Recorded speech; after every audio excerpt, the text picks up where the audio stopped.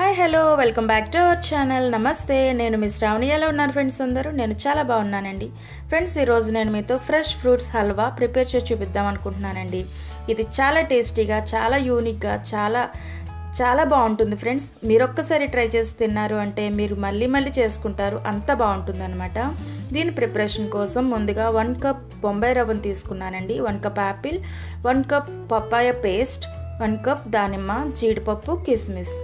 మనం స్టవ్ పైన పాన్ పెట్టుకొని 2 స్పూన్స్ నెయ్యి అనేది యాడ్ చేసుకుందామండి. యాడ్ చేసుకున్న దాంట్లో జీడిపప్పు వేయించుకుందాం.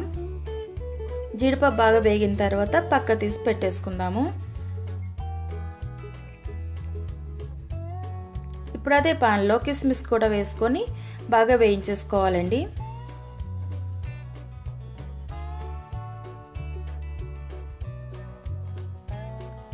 ఇలా వేయించుకొని పక్క తీసుకున్న తర్వాత అదే పాన్లో మనం బొంబాయి రవ్వ ఉంటుంది కదా, బొంబాయి రవ్వ వేసుకొని బాగా వేయించేసుకోవాలి.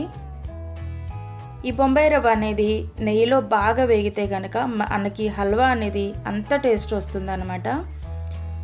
ఈ విధంగా మనం నీట్గా వేయించేసుకుందామండి. అసలు మాడకుండా చాలా నీట్గా వేయించేసుకుందాము. ఇలా వేయించుకున్న దాంట్లో మనం ముందుగా పేస్ట్ చేసి పెట్టుకున్న పపాయ పేస్ట్ ఉంది కదండి, ఆ పపాయ పేస్ట్ని దీంట్లో యాడ్ చేసేసుకోవాలి. ఈ రవ్వ పపాయ పేస్ట్ టోటల్గా మిక్స్ అయ్యే వరకు కలుపుకొని బాగా ఉడికించేసుకుందామండి. దీంట్లో వాటర్ అసలు అవసరం లేదండి, వాటర్ అయినక్కర్లేదు. ఈ పపాయలో ఉన్న వాటర్తోనే మనకి టోటల్గా ఇలా కుక్ అయిపోతుంది రవ్వ అనేది. ఇప్పుడు దీంట్లో మనం 1 కప్ షుగర్ యాడ్ చేసుకుందామండి.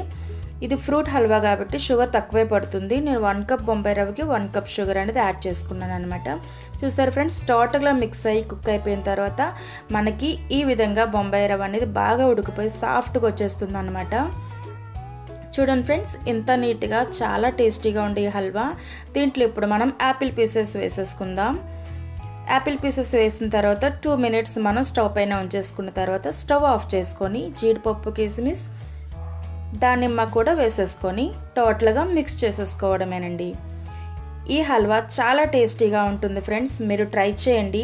ఇది చల్లారిన తర్వాత ఫ్రిడ్జ్లో పెట్టుకుని తినొచ్చు, లేదు అంటే వేడివేడిగా కూడా సర్వ్ చేసుకొని తినేయచ్చు.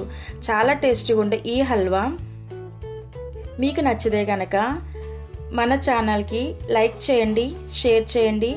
ప్లీజ్ మరికొన్ని ఇంట్రెస్టింగ్ వీడియోస్ కోసం మన ఛానల్ని సబ్స్క్రైబ్ చేసుకోండి. Thank you for watching.